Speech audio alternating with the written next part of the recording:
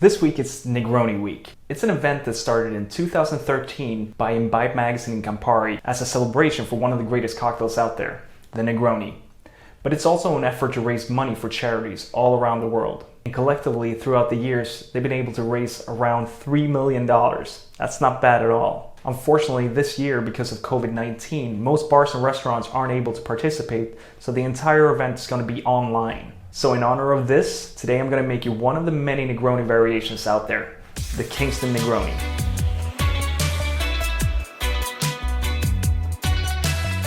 The Kingston Negroni was created in 2009 by one of the masters, Joaquín Simó, when he was still working at Death & Co. Cocktail Bar here in New York. He actually served me a couple of drinks once when I was there visiting, but this is so long ago that I didn't even know who he was at the time. The Kingston Negroni is the exact same thing as a regular Negroni. You have sweet vermouth, Campari, but instead of gin, you switch it out for this Navy strength Jamaican rum called Smith Cross. All right, let's make this bad boy. 1 ounce of sweet vermouth, 1 ounce of Campari, and 1 ounce of Smith Cross rum. And 1 splash of rum for me.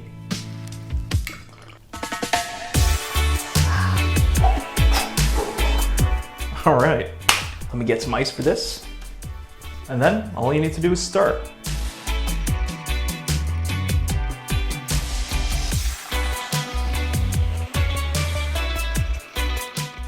I'm gonna get my julep strainer.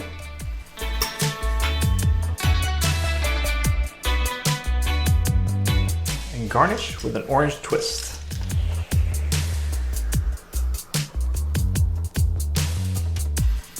And there it is, Kingston Negroni.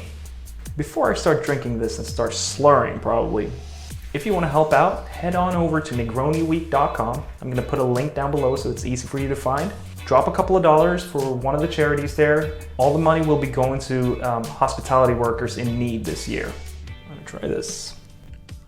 So I love this cocktail, but then again, I love stirred boozy cocktails, bitter cocktails like this.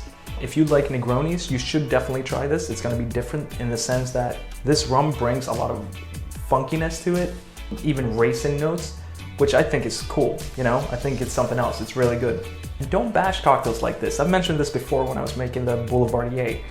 Making crowd-pleasing drinks is easy, but knowing cocktails like this and getting to the right person, that's a home run.